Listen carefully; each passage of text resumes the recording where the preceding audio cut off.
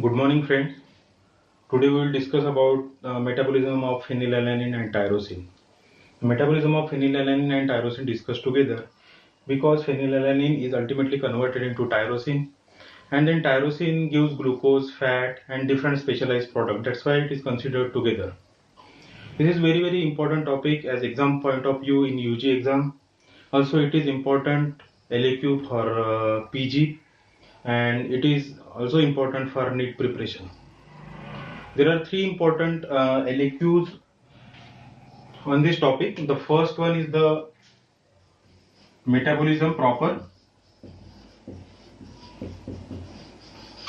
Second LAQ is different biological compounds or specialized product given by phenylalanine and tyrosine. And third one is inborn error of phenylalanine and tyrosine metabolism. So these are the three important long answer questions on this topic. So this one is very important topic for UG, PG and also for NET preparation. In this video today we will discuss about the metabolism. If there is question on metabolism, write about how it is responsible for generation of glucose and fat, and in short write about the different inborn error of metabolism. Only enumerate with enzyme defect, and only write down the specialized product given by the phenylalanine and tyrosine in short in metabolism. If there is question on specialized product of tyrosine and phenylalanine, then discuss the different pathways for synthesis of specialized product. And if there is question on inborn error of metabolism, write in detail about each and every inborn error of metabolism of phenylalanine and tyrosine. So today we will discuss about the metabolism. Then in subsequent lecture we will discuss about the specialized product and inborn error of metabolism of phenylalanine and tyrosine.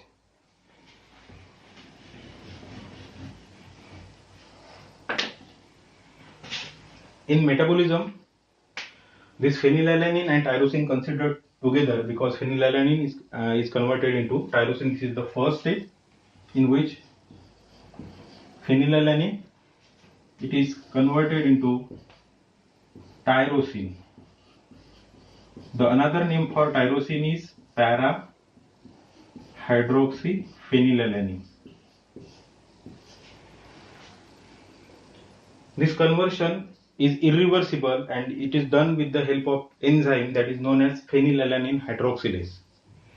In this reaction, one molecule of oxygen is incorporated at the para position of phenylalanine to get converted into the para hydroxyphenylalanine or tyrosine, and another molecule of O2 is converted into water molecule. This reaction is tetrahydrobiopterin dependent. This one is the coenzyme for this phenylalanine hydroxylase. This is BH4, that is tetrahydrobiopterin. This tetrahydrobiopterin in this reaction is converted into dihydrobiopterin and again regenerated with the help of NADPH dependent biopterin reductase. This phenylalanine is converted into tyrosine. Of these two molecules of oxygen, one is incorporated at the para position of phenylalanine to get converted into para hydroxyphenylalanine. Another molecule of oxygen is converted into water molecule.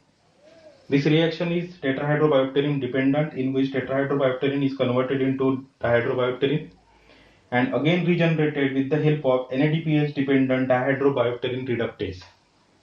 So this is catalyzed by dihydrobiopterin reductase, and this step, important step, irreversible step, it is catalyzed by phenylalanine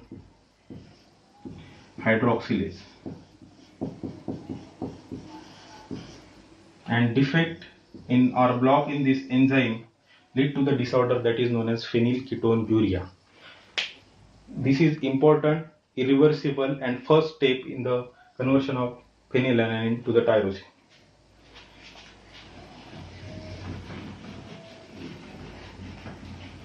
Now this tyrosine,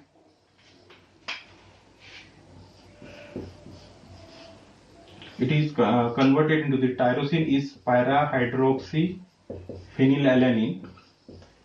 This para-hydroxy-phenylalanine in transamination, it is converted into para-hydroxy-phenylpyruvate.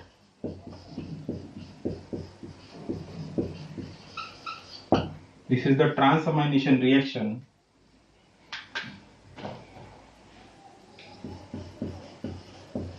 Catalyzed by transaminase.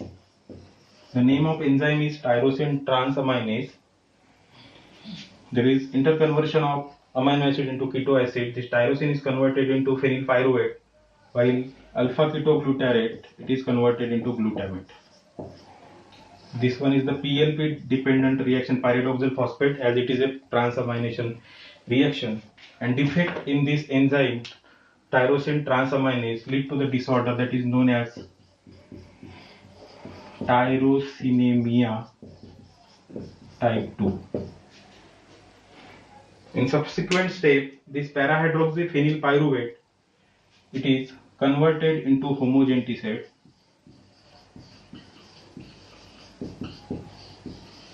With the help of enzyme para-hydroxyphenylpyruvate hydroxylase.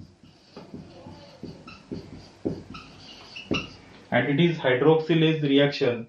It requires vitamin C, and also it is copper dependent enzyme, para-hydroxyphenylpyruvate hydroxylase. And defect in this step or this enzyme, hydroxylase enzyme, lead to the disorder. The name of the disorder is neonatal tyrosinemia.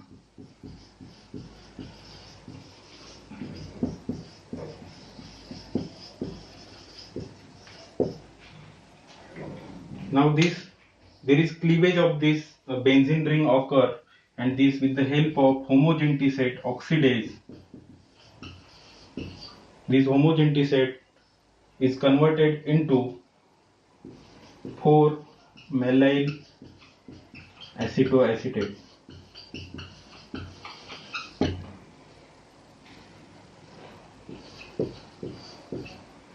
With the help of homogenticate oxidase, and defect in this homogenticate oxidase lead to the disorder that is known as alkaptonuria.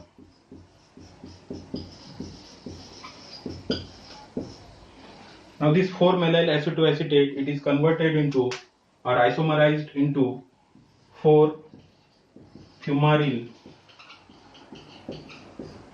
acetoacetate. This is isomerization reaction in which 4-methyl acetoacetate is converted into 4-fumaryl acetoacetate with the help of enzyme 4-methyl acetoacetate isomerase.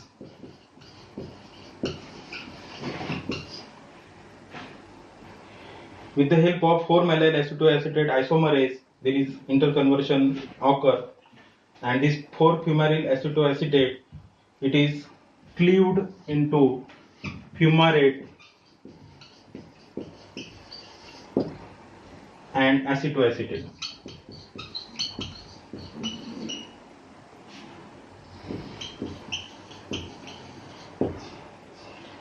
The defect in this isomerase, 4-methyl acetoacetate isomerase and fumaryl acetoacetate hydrolase, defect in these two, first and second, defect in these two causes the disorder known as tyrosinemia type 1. It is tyrosinemia type 1.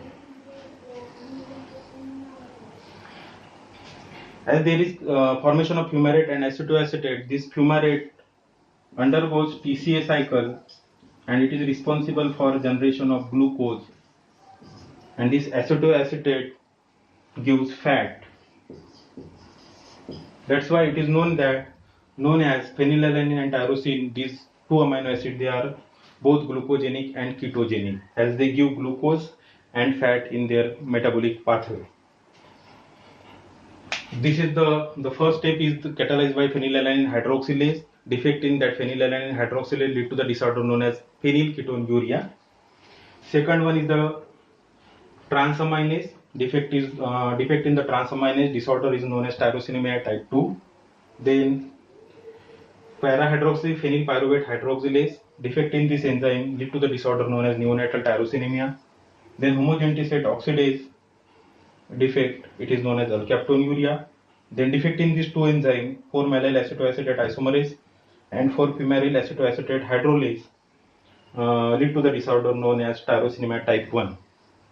Through this pathway, phenylalanine and tyrosine is responsible for generation of glucose and fat. That's why these amino acids, they are known as both glucogenic and ketogenic amino acids. Then a different specialized product given by the phenylalanine and tyrosine. In short, phenylalanine and tyrosine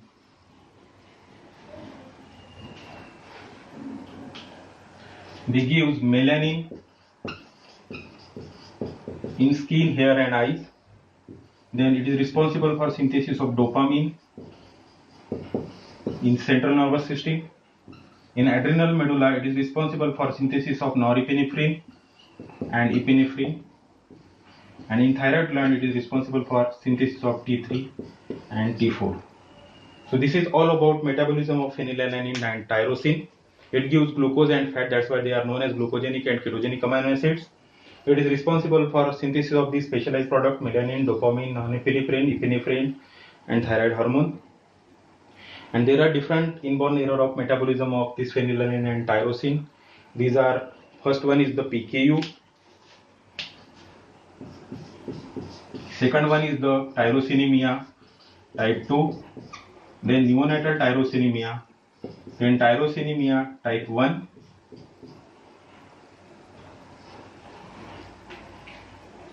Before the tyrosinemia type 1, there is alkaptonuria.